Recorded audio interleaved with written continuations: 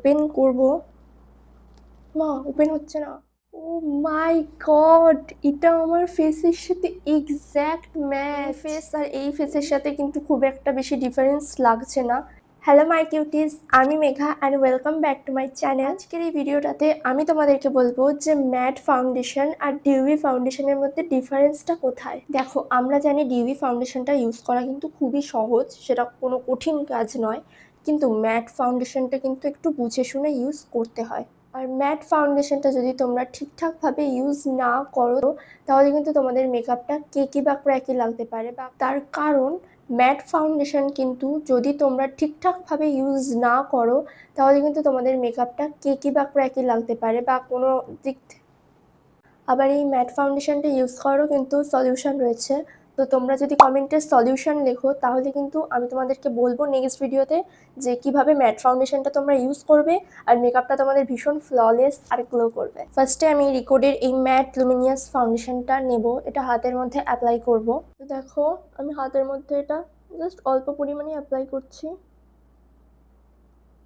দেখো, এরপরেই আমি মার্সের এই হাই কাভারেজ ফাউন্ডেশনটা অ্যাপ্লাই করব আমার হাতের ঠিক এই পিছনেই, যেখানে আমি আগে এইচডি লুমিনিয়াস ফাউন্ডেশনটা ইউজ করেছি। এর পাশেই আমি ঠিক এইখানে অ্যাপ্লাই করব ফাউন্ডেশনটা। এটাও কিন্তু অল্প পরিমাণে নিয়েছি। দেখো, তোমরা নিশ্চয়ই দেখতেই পাচ্ছো যে ডিউই ফাউন্ডেশনটা আমি একটু ইউজ করেছি তাতেই কতটা গড়িয়ে যাচ্ছে সাথে সাথে ইউজ করাতেই। আর ম্যাট ফাউন্ডেশনটা আমি তখন ইউজ করলাম যেরকম পজিশনে ছিল সেরকম পজিশনেই কিন্তু টাইট হয়ে আছে ম্যাট ফাউন্ডেশনটা। এটাই হচ্ছে ম্যাট আর ডিউই ফাউন্ডেশনের মধ্যে পার্থক্য। ম্যাট ফাউন্ডেশনটা আমরা অবশ্যই সামার সিজনে ইউজ করব আর ডিউই ফাউন্ডেশনটা উইন্টার সিজনে। এরপর আমি তোমাদের আরও একটা ইন্টারেস্টিং জিনিস নিয়ে বলবো, সেটা হলো ম্যাকের এই স্টুডিও ফিক্স লিকুইড ফাউন্ডেশনটা। এই ছোট্ট একটা পাউচের মধ্যে তোমরা পাচ্ছ 24 hour matte foundation plus oil control, দুটোই পেয়ে যাচ্ছ।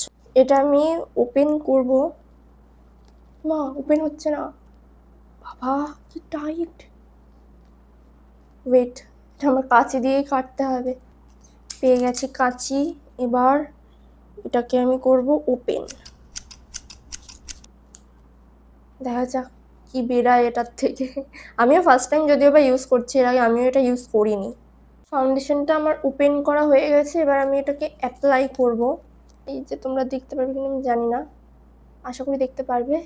এই যে এরকম লিকুইড টাইপসের বেরাবে ফাউন্ডেশন। এই ফাউন্ডেশনটা তোমরা ব্লেন্ডারের সাহায্যে বা ব্রাশের সাহায্যে অ্যাপ্লাই করতে পারো। আমার মনে হচ্ছে এটা আমার ফেসের সাথে এক্স্যাক্ট ম্যাচ শেড হবে।